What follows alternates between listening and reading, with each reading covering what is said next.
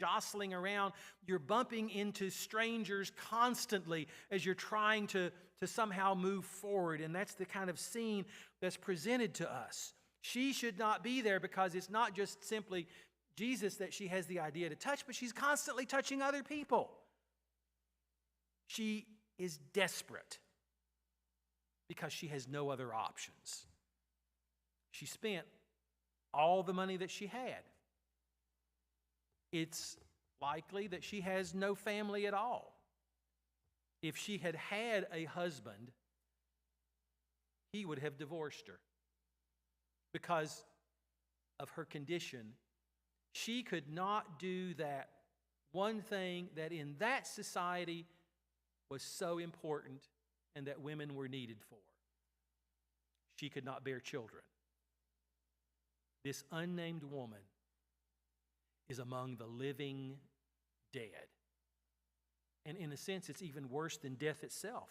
But because her condition is never ending, she has no life.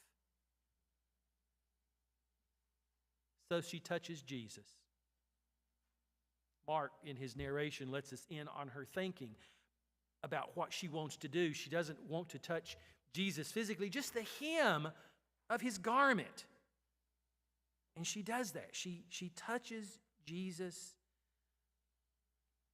because that's her last hope. But she touches Jesus because that's her best hope. I doubt the woman was unaware that what she was doing was a violation of the law. I'm sure she knew that it was a violation for her to touch Jesus. It was a violation for her to even be present in this crowd. Why did she risk it? What was the result of her touching Jesus? Is she condemned? No. Does she incur further legal sanctions by her touch? No. Is she taken out? Placed at the edge of the crowd that picks up stones and kills her because she's dared to touch Jesus and make him unclean? No. All of those things were possible. Instead, Jesus pronounces the verdict for her illegal touching. Your faith has made you well. Go in peace and be healed of your disease. The old covenant, the covenant of the law, offered no help for this woman. She had no recourse there. But the new covenant of Jesus Christ is different. A few years later, Paul will write in one of his letters, the letter of the law kills, but the Spirit gives life.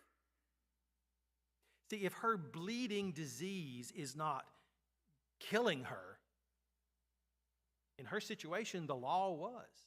Because of the law, all of her money was gone. Her family was gone. Her society was gone. Her life was gone. And Jesus restores it all. Not according to the law, but according to grace. His grace and the power of his love in accepting her touch, because her touch is a touch of faith.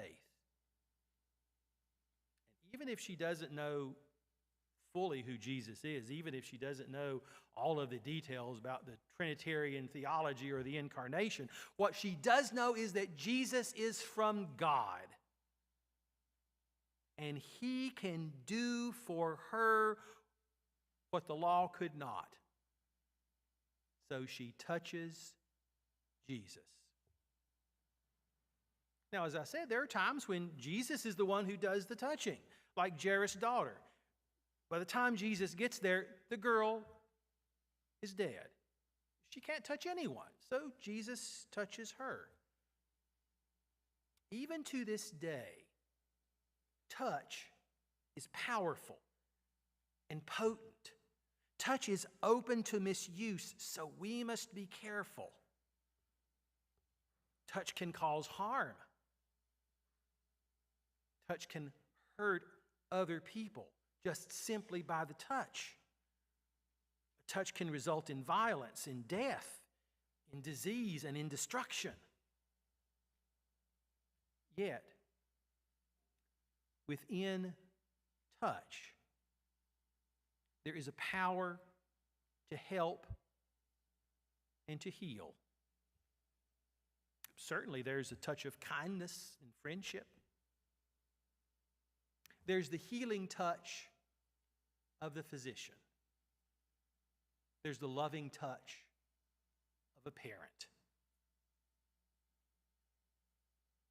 About a year ago, when we were celebrating Carla's birthday, my sister-in-law and her two boys, who were very much like grandchildren to us, came. And what ensued in the pool was a vigorous session of touching called wrestling, as Wesley and Samuel and my grandson Gabriel all tried to take a ball from me that I was preventing them from having. All great fun. We recognize touch. It's an important thing when it's done in the right and kind and loving way. But there remains for us, as for this woman, the touch of faith. We recognize this. We participate in it as we come to have communion.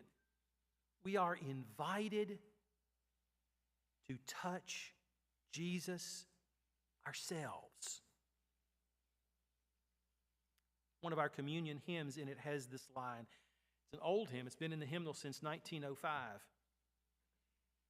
Here, O my Lord, I see thee face to face. Here would I touch and handle things unseen.